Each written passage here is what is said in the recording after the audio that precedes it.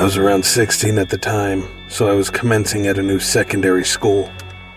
During my early days attending this new educational facility, I met this rather charming guy we can refer to as Jacob. Even though Jacob was quite enticing, he seemed to show an unsettling amount of quirkiness. Not the quirkiness you'll see in those nerdy people who's into Marvel Comics like me, but the quirkiness that'll make you think that this particular person will be a potential serial killer.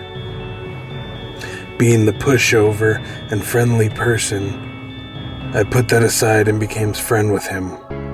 One Saturday afternoon, Jacob invited me to stay at his place. I didn't have anything else to do, so I accepted the invitation.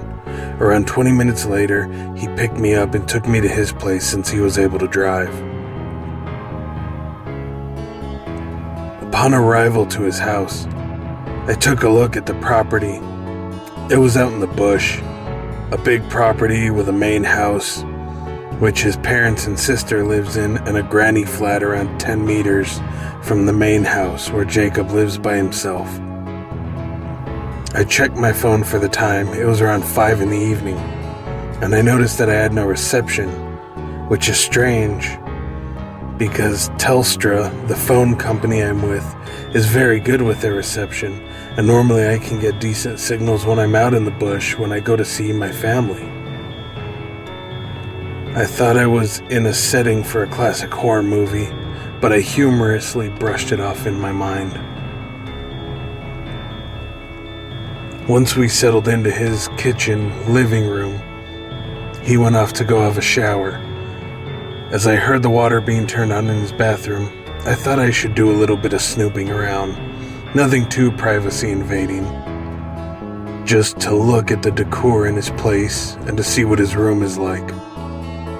In the midst of my snooping, I saw various things. His old jersey when he used to play rugby, a few artworks he did since he's an art student, and a photo booth style photo of him and his ex, which I kinda got jealous about since I had feelings for the guy back then. The creepy part though was his room. I stepped into his room. At first it seemed normal. Bed with a nightstand, desk with a high-tech computer and camera, stuff like that. But as I looked around his room, a half-open drawer in his nightstand caught my attention. As I looked into the drawer, I noticed something that sparked up red alarms. A big, sharp butcher's knife, rope, BDSM-style handcuffs, and a bottle of something that I knew wasn't lube.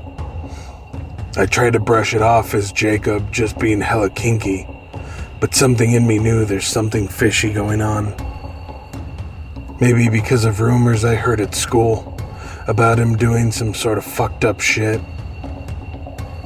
At first I ignored it, but now I'm starting to believe these rumors. Shortly after I heard the shower turn off, so I sprinted my ass back to where I was sitting before he had a shower and acted like I was trying to get reception. He came out of the bathroom, dried and dressed. He made an amusing remark about the reception here as he walked up behind where I was sitting and expectantly hugged me and scooped me up bridal style and carried me to his bedroom. These sudden actions made me have a mini anxiety attack and a little bit fearful for my life. As he placed me on his bed, Jacob proceeded to get his tripod next to his desk and prop his camera on it, directed in my direction. This made my brain say, "Get the fuck out of here," as my heart was pounding in fear, thinking that he was going to rape and murder me and film it all on this camera to put on the deep web, since he told me that he visits the deep web frequently. Luckily, in these situations, I was always smart enough to escape, so I pretended to read a text from my mom saying that I needed to come home. I lied to him that my mom wants me to come home and said that she will pick me up. I apologized for my unforeseen leave and bid him farewell. before I rushed out of his property once I was out of his granny flat.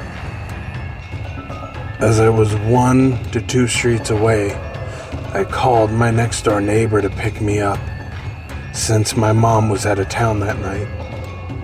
Once my friend picked me up, I told her some of the story and why I was there, and she took me home.